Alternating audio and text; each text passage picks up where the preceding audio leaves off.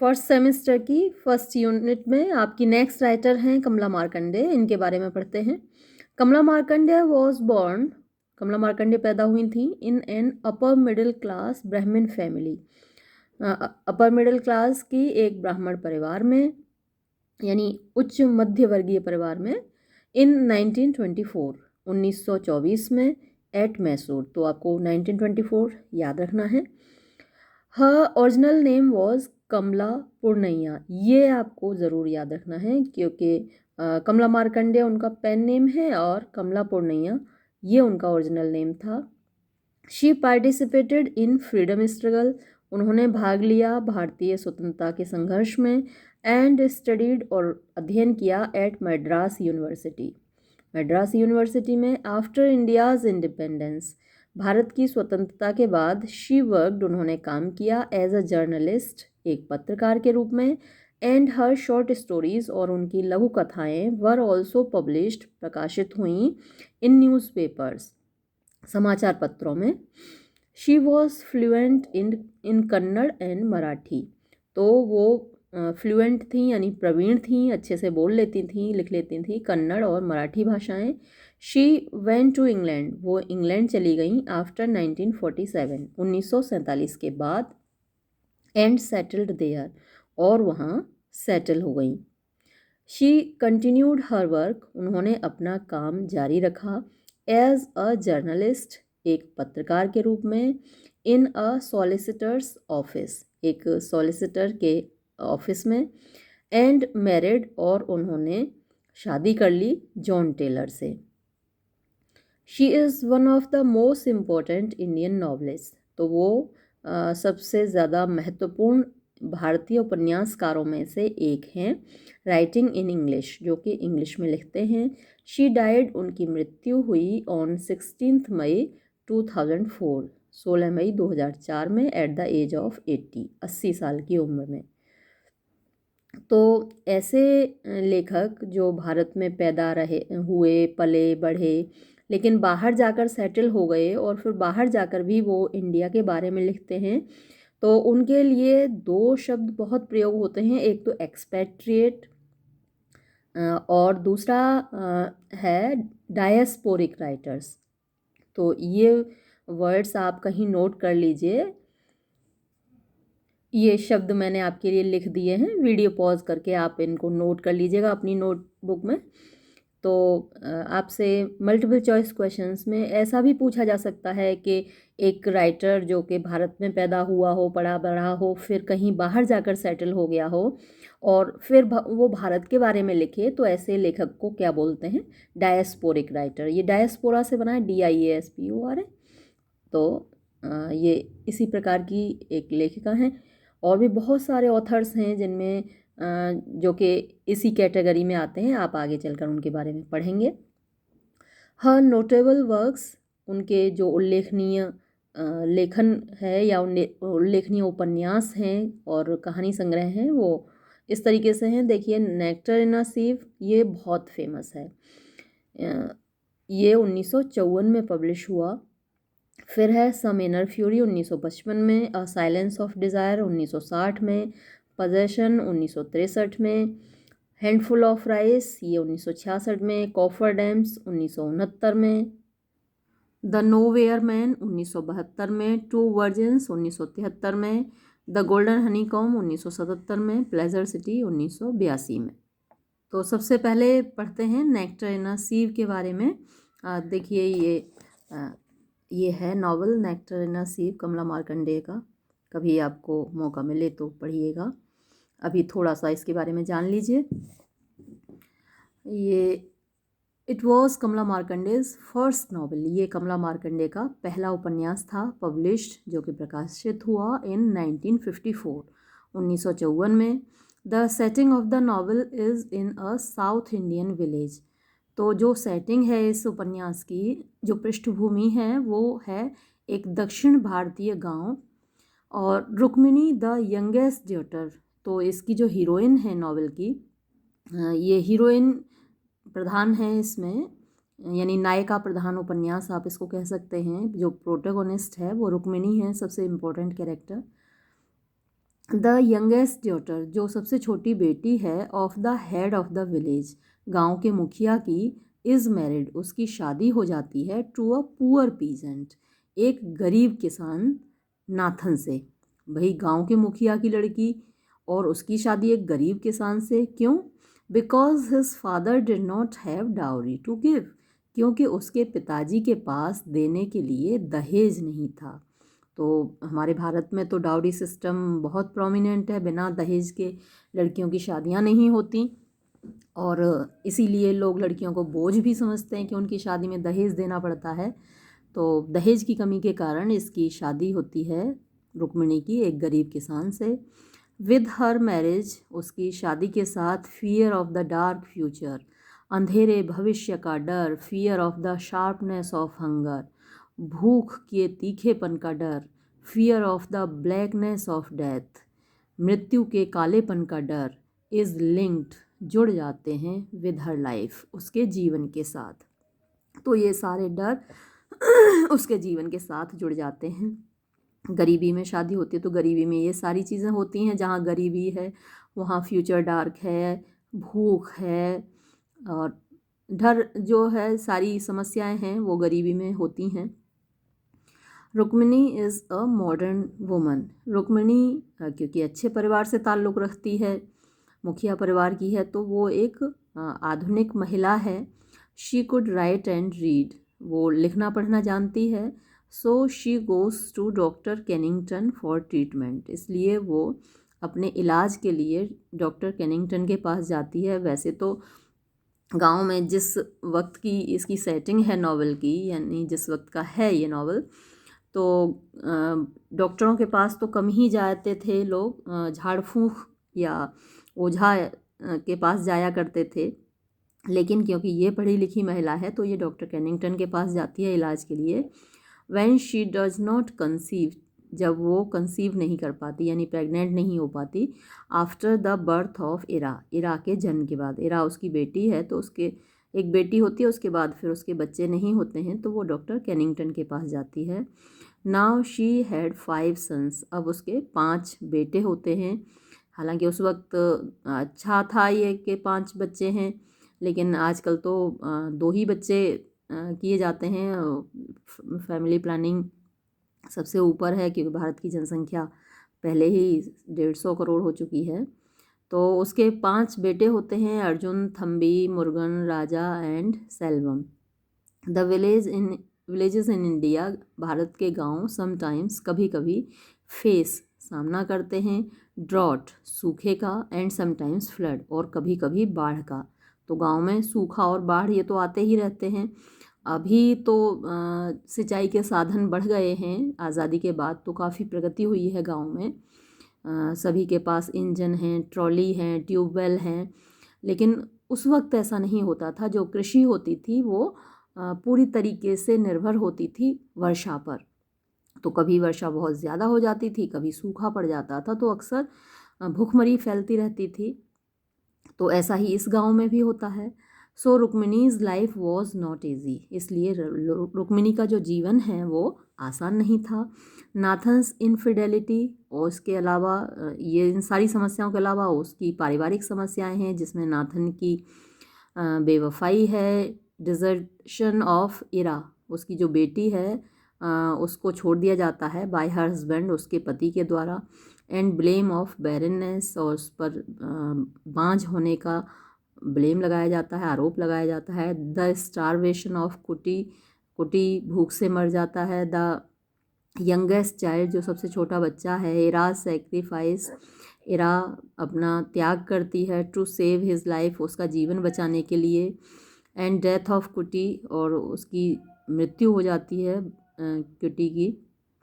Are the severe स्कर्जेस, ये बड़े कठोर मार है। स्कर्ज मीन्स कोड़ा, हथौड़ा, चोट, वार, ऑफ डेस्टिनी, भाग्य का, फेस्ड बाय हर, जिनका वो सामना करती है। एट लास्ट, अंत में, इन सर्च ऑफ हर सन, या हिज नहीं, हर सन मुरुगन, अपने बेटे मुरुगन की तलाश में, शी गोज़ टू सिटी, वो शहर जाती है, and finds her daughter in law, और वो पाती है अपनी डॉटर इन लॉ अम्मू को, इन द वर्स्ट कंडीशन, बहुत बुरी हालत में, with the help of Puli, Puli की मदद से, अ यंग बॉय, जो कि एक छोटा लड़का है, युवा लड़का है, तो ये उसको मिलता है शहर में पुली। शी स्टार्ट्स राइटिंग लेटर्स, वो पत्र लिखना शुरू कर देती है। And Nathan starts working in a stone query, और नाथन एक स्टोन यानी पत्थर की जो फैक्ट्री है, खदान है, उसमें काम करना शुरू कर देता है, पत्थर की खदान में। तो ये क्योंकि पढ़ी लिखी है तो उसको लिखने का काम मिल जाता है दूसरों के लिए, लेटर लिखना शुरू कर देते हैं, तो लेटर लिख के वो पैसे कमाने लगती है शहर में जाकर, और नाथन भी पत्थर की खदान में काम करने लगता है। एंड डाइज, और वो मर जाता है, यानी उसके पति की मृत्यु हो जाती है। She returns back to village, वो गांव वापस आती है, विद पुली, पुली के साथ, हिज, हर, यहाँ गलत है ये, हर एडॉप्टेड सन, अपने एडॉप्टेड मतलब गोद लिए हुए बेटे के साथ। सो द ट्रेजिडी, इसलिए जो त्रासदी है, इन नेक्टर नसीब, नेक्टर नसीब में, डज नॉट अकर, नहीं होती है, ड्यू टू ट्रेजिक फ्लॉ, किसी ट्रेजिक फ्लॉ की वजह से। ट्रेजिक फ्लॉ मतलब किसी के कैरेक्टर में कोई दोष हो, कोई कमी हो, उसकी वजह से जो ट्रेजिडी होती है तो वो ट्रेजिक फ्लॉ कहलाता है। लेकिन यहाँ तो जो हीरोइन है हमारी रुक्मिणी, उसके कैरेक्टर में तो कोई फ्लॉ है ही नहीं, फ्लॉ मीन्स कमी या दोष, तो कोई दोष है ही नहीं, तो उसका जो ट्रेजिडी होती है वो उसकी कमी की वजह से नहीं होती, बल्कि बट बिकॉज ऑफ इनइक्वालिटीज़, बल्कि जो इनइक्वालिटीज़ हैं यानी असमानताएं हैं, in the whole structure of society, समाज के पूरे ढांचे में, एंड मेंस सर्कमस्टांसेस, और मनुष्य की परिस्थितियों में। तो उसकी बर्बादी के लिए, उसके कष्टों के लिए परिस्थितियाँ जिम्मेदार हैं, समाज का ढांचा जिम्मेदार है, ना कि वो खुद। तो नेक्टर मतलब अमृत होता है, सीव होती है छलनी, तो इसका जो टाइटल है वो भी अपने आप में बड़ा मीनिंगफुल है कि आपको अमृत दिया जाए और आप बर्तन की बजाय उसको छलनी में लेंगे, तो छलनी तो हर चीज़ कंटेन तो कुछ भी नहीं कर पाती, उसमें से सारा निकल के बह जाएगा। तो उसकी लाइफ में जैसे कि सारी चीज़ें आती हैं, अमृत आता है उसकी लाइफ में, लेकिन वो बह जाता है। तो आगे देखते हैं। अगला उपन्यास है सम इनर फ्यूरी। ये देखिए, ये है सम इनर फ्यूरी। तो आपको जब टाइम मिले कभी तो सम इनर फ्यूरी भी पढ़िएगा। मेरे पास ये सारे उपन्यास हैं, आप मुझसे ले सकते हैं, जो मेरे कॉलेज के स्टूडेंट्स हैं मुझसे मांग कर पढ़ सकते हैं। इट वॉज पब्लिश्ड इन 1955, ये पब्लिश हुआ था 1955 में। And presents the story of the struggle for freedom, और ये प्रस्तुत करता है कहानी भारत के स्वतंत्रता संघर्ष की इन 1942, 1942 में। द स्टोरी बिगिंस, कहानी शुरू होती है, with the return of kit, kit की वापसी के साथ। अ स्मार्ट यंग ऑफिसर, जो कि एक स्मार्ट युवा अफसर है, ऑफ द गवर्नमेंट, सरकार का, with his Oxford friend Richard, वो अपने ऑक्सफोर्ड के मित्र, ऑक्सफोर्ड यूनिवर्सिटी है इंग्लैंड में, तो अपने उस मित्र रिचर्ड के साथ लौटता है। किट मैरीज प्रेमाला, तो किट आके इंडिया में आकर प्रेमाला से शादी करता है।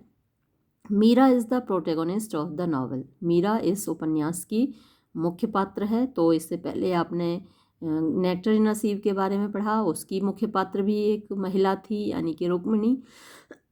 और ये दूसरा जो नॉवल है सम इनर फ्यूरी, इसकी मुख्य पात्र भी एक महिला है, लड़की है, Meera. Like a typical Hardy's novel, जैसे कि हार्डी का एक उपन्यास होता है, हार्डी के नॉवेल्स अक्सर उनमें त्रासदी होती है, ट्रेजेडी होती है। Here also the malignant force gets loosened, here, यहाँ पर भी, यानी कि इस उपन्यास में सम इनर फ्यूरी में, यहाँ भी मैलिग्नेंट फोर्सेस, मैलिग्नेंट होता है ईर्ष्यालु, तो फोर्स मीन्स ताकत, तो जो भाग्य की ताकत है, भाग्य को बड़ा ईर्ष्यालु माना जाता है, जैसे कि उससे मनुष्य की खुशियाँ बर्दाश्त ना होती हों, तो वो ताकत गेट्स लूजेंड मतलब अपना प्रभाव दिखाती है। गोविंद टू एस्केप, गोविंद बचने के लिए, from his hopeless love for Premala, अपना जो होपलेस प्यार है वो प्रेमाला के लिए, बिकम्स बन जाता है अ रिवोल्यूशनरी, एक क्रांतिकारी। प्रेमाला वांट्स, प्रेमाला चाहती है, टू एस्केप फ्रॉम, बच निकलना, द एटमॉस्फियर, परिस्थितियों से, वातावरण से, ऑफ हर हस्बैंड्स हाउस, अपने पति के घर के। हेल्प्स हिक्की, वो मदद करती है हिक्की की, इन हिज ह्यूमैनिटेरियन वर्क, उसके मानवतावादी काम में। Meera and Richard love each other, Meera और रिचर्ड एक दूसरे से प्यार करते हैं। But the quit India movement, लेकिन भारत छोड़ो आंदोलन ओवरटेक्स, मतलब उसी वक्त प्रारंभ हो जाता है। एंड कम्स अलोंग, और आगे बढ़ता है। एंड एनगल्फ्स ऑल ऑफ देम, और उन सबको, एनगल्फ मतलब लपेट में ले लेना, अपने आप में लपेट में ले लेता है। ये जो जितने सारे कैरेक्टर्स हैं ये सब अफेक्टेड होते हैं, सभी प्रभावित होते हैं क्विट इंडिया मूवमेंट से, भारत छोड़ो आंदोलन से। प्रेमाला डाइज, प्रेमाला मर जाती है। In the burning of a school, एक स्कूल जिसको कि आग लगा दी जाती है तो उसमें जलकर प्रेमाला मर जाती है। प्लान्ड बाय गोविंद, और जिसकी प्लानिंग किसने की थी? गोविंद ने उस स्कूल को जलाया था जिसमें प्रेमाला जो कि मीरा की भाभी है और किट की पत्नी है वो मर जाती है। Kit goes to save his wife, Kit अपनी पत्नी को बचाने जाता है। And is stabbed to death, और उसको भी चाकू घोंप दिया जाता है। When the case is heard by the jury, जब इस केस को ज्यूरी के द्वारा यानी जजों के द्वारा, न्यायाधीशों के द्वारा सुना जाता है। द मॉब किल्स हिक्की, तो जो भीड़ है वो हिक्की को मार डालती है। द मिशनरी, जो कि मिशनरी है। एंड रिचर्ड, और रिचर्ड को भी मार डालती है, क्योंकि ये दोनों अंग्रेज़ हैं तो भीड़ उनको मार देती है। ऐसा कई बार हुआ था, चौरी चौरा कांड में भी भीड़ ने एक थाने में आग लगा दी थी जिसमें बहुत पुलिस वाले मारे गए थे। Meera returns to her home, Meera अपने घर लौट आती है। To be shut up with tragic memories, और वो अपने आप को बंद कर लेती है अपनी ट्रेजिक यानी दुखद मेमोरीज, स्मृतियों के साथ। अगला उपन्यास है अ साइलेंस ऑफ डिज़ायर, ये भी है मेरे पास। तो इसके बारे में पढ़ते हैं, इसमें क्या है। A silence of desire is Kamla's third novel, ये कमला मार्कंडे का तीसरा नॉवल है, पब्लिश्ड इन 1960, जो कि 1960 में पब्लिश हुआ। It leaves the economic and political background of previous novels, it leaves यानी ये छोड़ देता है, इसमें शामिल नहीं किया गया है, द इकोनॉमिक, आर्थिक एंड पॉलिटिकल और राजनीतिक बैकग्राउंड, पृष्ठभूमि, ऑफ प्रीवियस नॉवेल्स, पिछले वाले जो उपन्यास हैं उनकी। एंड रिवील्स, और ये दिखाता है, द रेल्म यानी साम्राज्य यानी कि क्षेत्र, ऑफ स्पिरिचुअल रियलिटीज़, आध्यात्मिक वास्तविकताओं का। द सीन ओपन्स, इसका जो दृश्य है वो खुलता है। इन अ ऑब्सक्योर टाउन, एक ऑब्सक्योर यानी कि जिसके बारे में कोई नहीं जानता, अनजाने से शहर में। वेयर, जहाँ डांडेकर एंड सरोजनी लिव, डांडेकर और सरोजनी रहते हैं। Dandekar is a government servant, Dandekar एक सरकारी कर्मचारी है। Finds his wife missing at home many times, finds वो पाता है कि उसकी पत्नी मिसिंग, गायब रहती है घर से कई बार। व्हेन ही फॉलोज हर, जब वो उसका पीछा करता है। ही फाइंड्स, वो पाता है, दैट शी होना चाहिए यहाँ पर, she goes to a nearby village, कि वो एक पास के ही गांव में जाती है। टू अ स्वामी, एक स्वामी के पास। व्हेन ही एनक्वायर्स, जब वो पूछता है तो शी टेल्स, वो बताती है, that she has a tumour, कि उसके एक ट्यूमर है। इन हर यूटेरस, उसके बच्चेदानी में, गर्भाशय में अक्सर हो जाता है महिलाओं के, आपने सुना होगा बहुत लोगों के ऑपरेशन होते हैं। तो एंड स्वामी इज़ ट्रीटिंग, और स्वामी इलाज कर रहा है इट, इसका ट्यूमर का, बाय फेथ, विश्वास के द्वारा। शी रिफ्यूज़, वो मना कर देती है, टू टेक मेडिकल ट्रीटमेंट, यानी कि जो दवाइयाँ हैं, जो इलाज है, डॉक्टरी इलाज लेने से वो इनकार कर देती है। सरोजनी से, सरोजनी कहती है, you can call it healing by faith, तुम उसको कह सकते हो कि ये इलाज है बाय फेथ, विश्वास के द्वारा, और healing by the grace of God, या फिर ये इलाज है ईश्वर की कृपा के द्वारा। इफ़ यू अंडरस्टैंड, अगर तुम समझो, वॉट दैट मीन्स, कि उसका मतलब क्या है। But I do not expect, लेकिन मैं उम्मीद नहीं करती हूँ यू टू अंडरस्टैंड कि तुम इस चीज़ को समझोगे। यू तुम विद योर वेस्टर्न नोशंस अपने पाश्चात्य विचारों के साथ, योर सुपीरियर टॉक अपनी ऊंची बात ऑफ इग्नोरेंस अज्ञान की, एंड सुपरस्टिशन और अंधविश्वास की, व्हेन ऑल इट मीन्स जब इस सब का मतलब है, is that you don't know कि तुम नहीं जानते, वॉट लाइज क्या चीज़ है, बियॉन्ड रीज़न तर्क के परे, and you prefer not to find out और तुम प्रिफर ज़्यादा पसंद करते हो नॉट टू फाइंड आउट न खोजने की। यानी तुम्हारा विश्वास तो पाश्चात्य विचारों में है और ईश्वर भी ठीक कर सकता है, विश्वास भी ठीक कर सकता है, इस बात को तो तुम नहीं मानते हो। और इस बात को भाई देखिए, आस्था अपनी जगह है, ईश्वर में विश्वास हम भी करते हैं, लेकिन यदि आप बीमार हैं तो इलाज ज़रूर लें।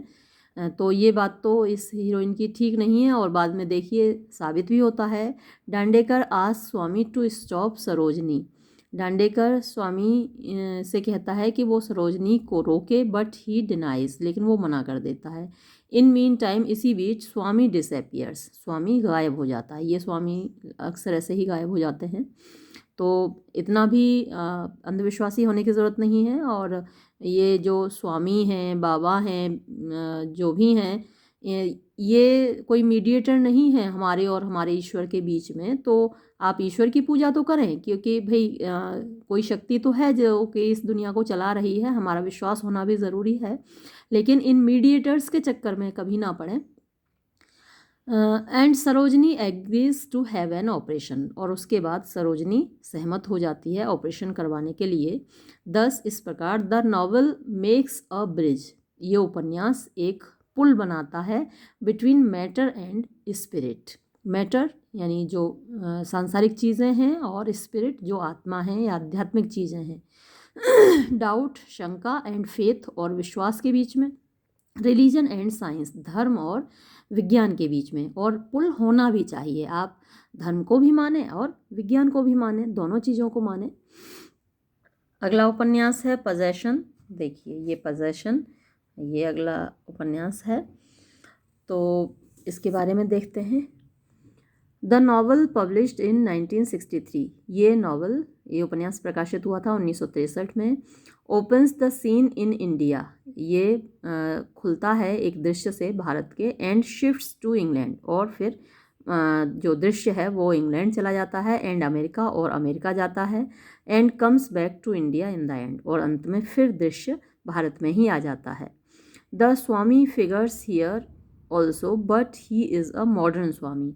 तो इस उपन्यास में भी एक स्वामी का जिक्र है, लेकिन वो एक मॉडर्न आधुनिक स्वामी हैं। देयर आर 3 कैरेक्टर्स, इसमें 3 पात्र हैं। द ब्यूटीफुल लेडी कैरोलिन, एक खूबसूरत महिला कैरोलिन है। द अम्बल पीजेंट बॉय वाल, और एक विनम्र, पीजेंट मीन्स किसान, लड़का है वाल, वाल्मीकि।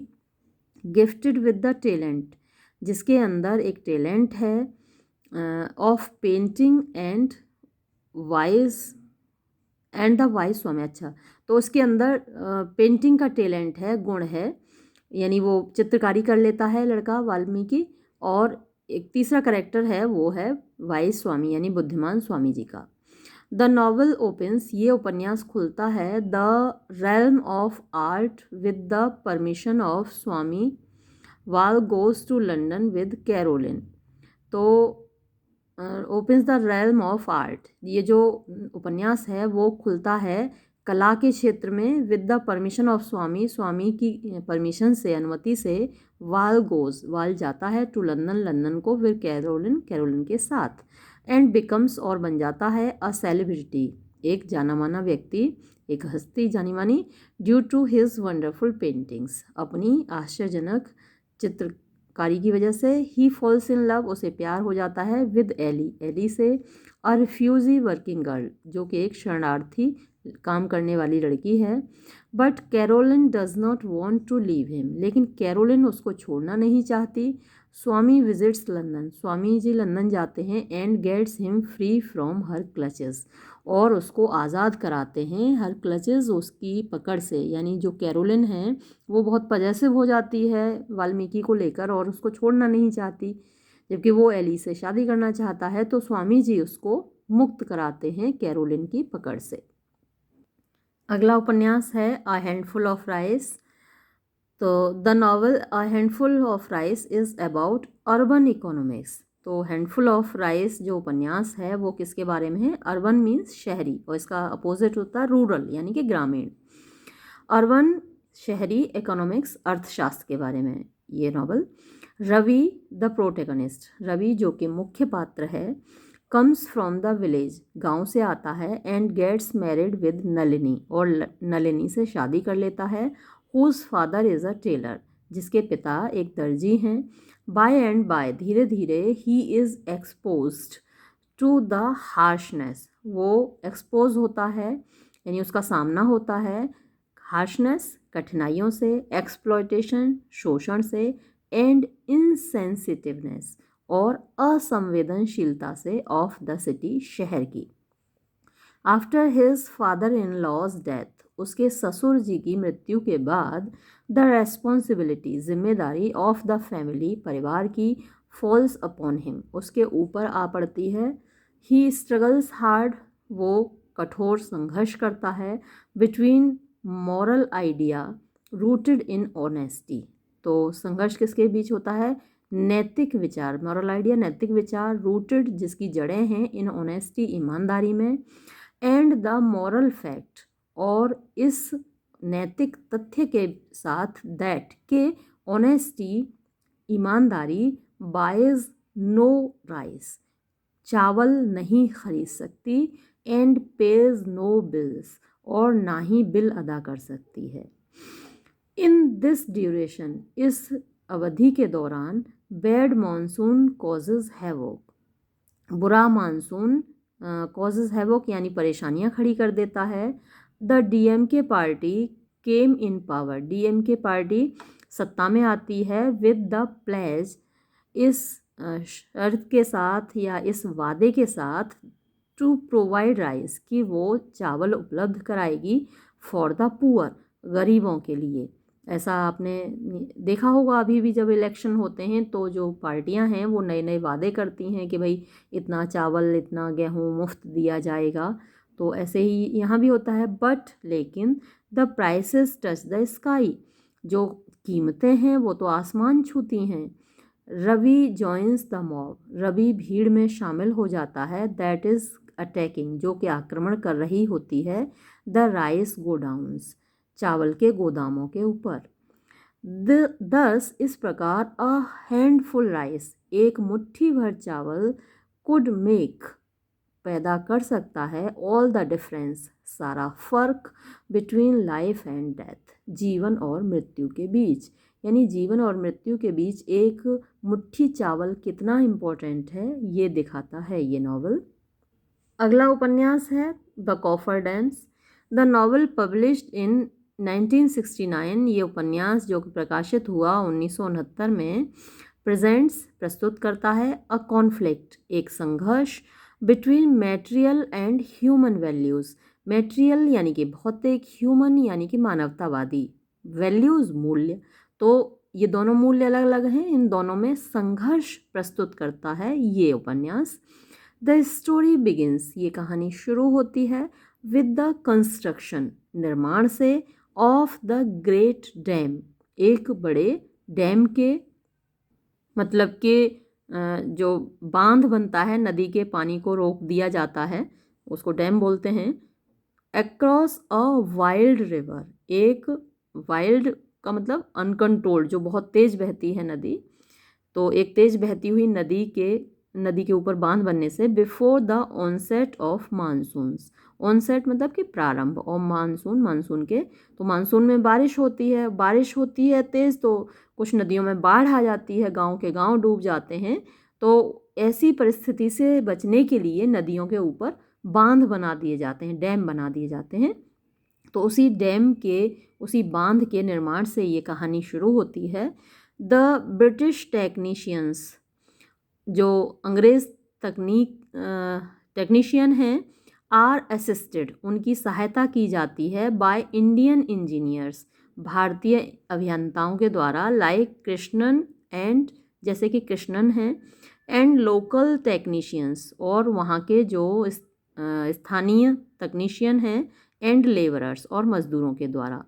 द ट्राइब्समैन, जो आदिम जाति हैं, आदिवासी लोग हैं, वो लिव, रहते हैं, at the site of dam, वहाँ जो जहाँ बांध बन रहा है उसी जगह पर आदिवासी लोग रहते हैं। एंड दे आर आस्क्ड, और उनसे कहा जाता है, टू शिफ्ट फ्रॉम देयर, वहाँ से चले जाने के लिए, कहीं और जाकर बस जाने के लिए। वन ऑफ द ट्राइबल्स, एक जो आदिवासी व्यक्ति है, वशियम, वर्क्स इन द कंपनी, वो कंपनी में काम करता है, एज अ क्रेन ऑपरेटर, एक क्रेन ऑपरेटर के रूप में। Helen the wife of Clinton, Helen जो कि पत्नी है क्लिंटन की, ब्रिटिश इंजीनियर, जो क्लिंटन कौन है, अंग्रेज़ इंजीनियर है, टेक्स टू मच इंटरेस्ट, बहुत ज़्यादा रुचि लेती है, इन ट्राइब पीपल, आदिवासी लोगों में, who were driven out of their places, जिनको उनके स्थानों से निकाल दिया गया। देन तब the shocking incident takes place, बड़ी चौंकाने वाली घटना होती है, इन विच, जिसमें कि सम नेटिव्स आर क्रश्ड, कुछ जो नेटिव्स हैं यानी वहाँ के रहने वाले स्थानीय लोग हैं उनको कुचल दिया जाता है। समहाउ, किसी प्रकार, द डैम इज़ कंप्लीटेड, बांध पूरा होता है, बट लेकिन द होल लैंड, सारी जगह, सारी ज़मीन, इज़ इन डेंजर, वो ख़तरे में आ जाती है, ऑफ इनंडेशन, इनंडेशन मतलब कि डूबने के। द नॉवल शोज़, ये उपन्यास दिखाता है, बैशियंस इंटरेस्ट, बैशियम की रुचि, in uncanny efficiency of machines, uncanny यानी कि जो अनुचित है, एफिशिएंसी स्किल ऑफ मशीन्स, मशीनों की जो कुशलता है, उसमें बशियन का इंटरेस्ट, उसकी रुचि दिखाता है। वाइल, जबकि हेलेंस इंटरेस्ट, हेलेन का जो रुचि है, in the pain of tribals, वो जो आदिवासी लोग हैं उनके दर्द में हैं। तो अपने अपने इंटरेस्ट हैं लोगों के, वो इसमें दिखाए जाते हैं कॉफरडेंस इस उपन्यास में। इसके बाद अगला उपन्यास है the nowhere man. The novel deals with, ये जो उपन्यास है वो दिखाता है, द लाइफ, जीवन, ऑफ एन इंडियन, एक भारतीय का, श्रीनिवास, उसका नाम है श्रीनिवास, एंड हिज वाइफ, और उसकी पत्नी, हु लीव इंडिया, जो भारत छोड़ देते हैं, बिकॉज, क्योंकि, देयर फैमिलीज़, उनके परिवार, आर सस्पेक्टेड, उन पर संदेह किया जाता है, for doing anti government activities, कि वो सरकार के खिलाफ कुछ क्रियाकलाप कर रहे हैं, अगेंस्ट ब्रिटिशर्स, यानी अंग्रेज़ों के खिलाफ उस वक्त, क्योंकि अंग्रेज़ी सरकार है। हिज एल्डर सन, उसका बड़ा बेटा Lakshman, marries an English girl, एक अंग्रेज़ लड़की से शादी कर लेता है।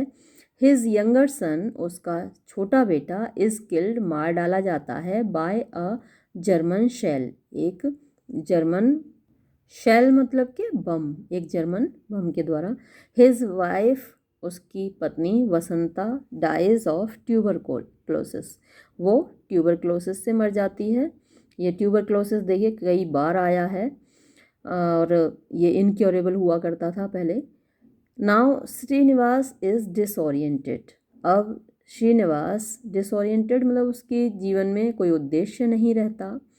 दिस रूटलेसनेस, ये जो रूटलेसनेस मतलब कि जड़ विहीनता, इस थीम, ये थीम है, मुख्य बिंदु है, ऑफ द नॉवल, इस उपन्यास का, द नोवेयर मैन। तो नोवेयर मैन, इसका टाइटल भी देखिए, नोवेयर, जो कहीं का नहीं है, तो जिसके परिवार में कोई नहीं रहा, कोई बम से मर गया, कोई ट्यूबरक्लोसिस से मर गया, तो वो व्यक्ति नोवेयर मैन रह जाता है, कहीं का नहीं रहता, तो यही ये टाइटल भी है।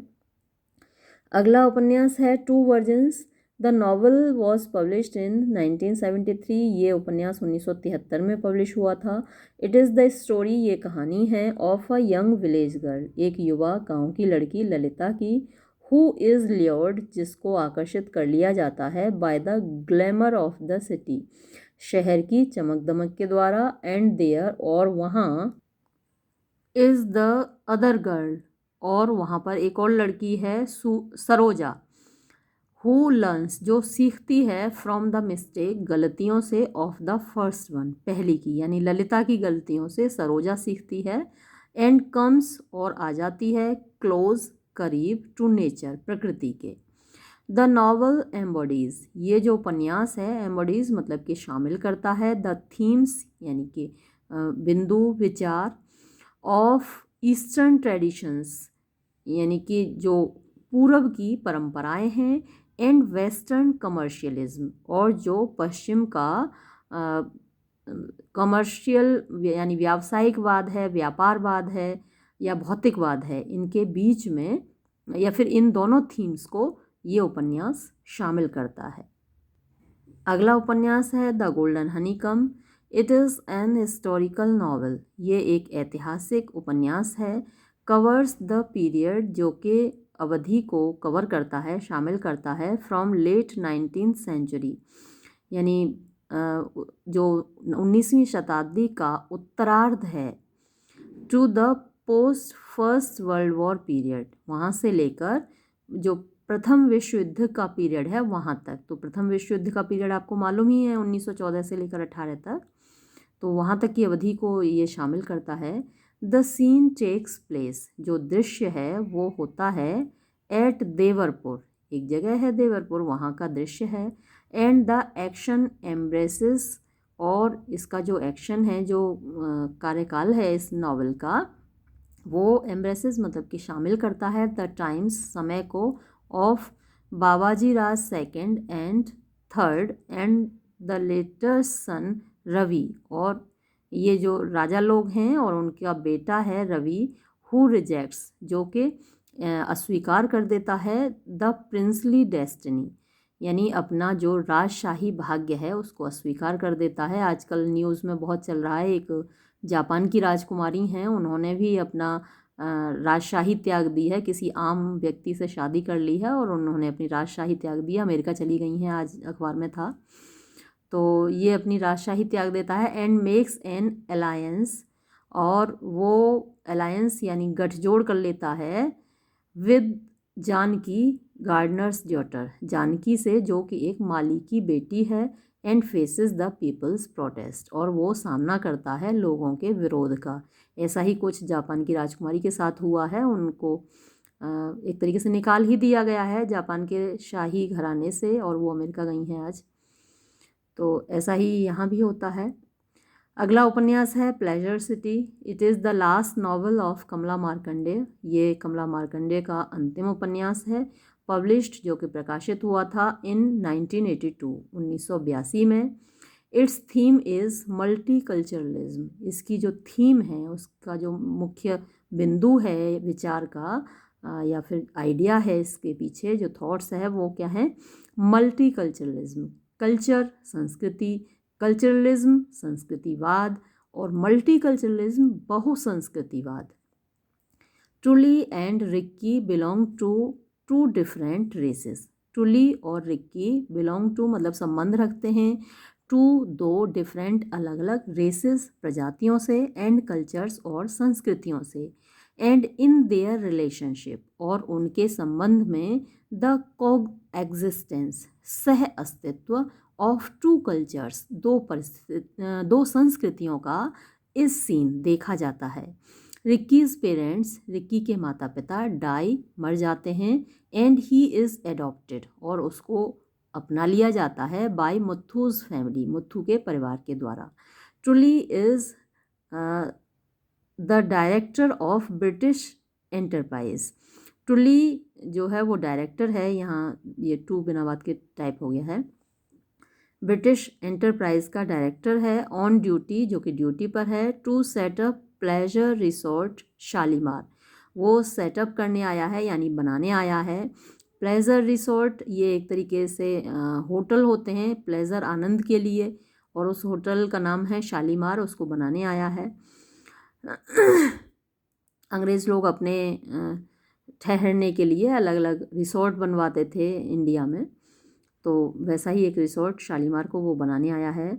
थ्रू दैम, उनके माध्यम से कमला शोज़, कमला मार्कंडेय दिखाती हैं द जेनरोसिटी, उदारता, एंड टॉलरेंस, और सहिष्णुता, between the east and the west, यानी पूरब और पश्चिम के बीच, कि पूरब और पश्चिम के बीच कितनी उदारता है, कितना सहनशीलता है, ये कमला मार्कंडेय दिखाती हैं इस उपन्यास के माध्यम से। तो कमला मार्कंडेय के बारे में, उनके उपन्यासों के बारे में अब आपको काफ़ी जानकारी हो गई है। इन पर बेस्ड कोई भी क्वेश्चन आए मल्टीपल चॉइस या फिर टिप्पणी लिखने को, तो आप उनके बारे में लिख सकते हैं। आप अभी बार बार मुझे पूछ रहे हैं और कि क्वेश्चन किस तरीके से आएंगे, आपको किस तरीके से अटैम्प्ट करने हैं। अभी क्योंकि कोई नोटिफिकेशन नहीं आया है, तो आप इन ऑथर्स के बारे में पढ़ लीजिए, उनके वर्क्स के बारे में पढ़ लीजिए, तो आपको इतनी नॉलेज हो जाएगी कि आप किसी भी तरीके के क्वेश्चन को अटैम्प्ट कर पाएंगे। नोटिफिकेशन आते ही मैं आपको बता दूंगी। तब तक के लिए धन्यवाद।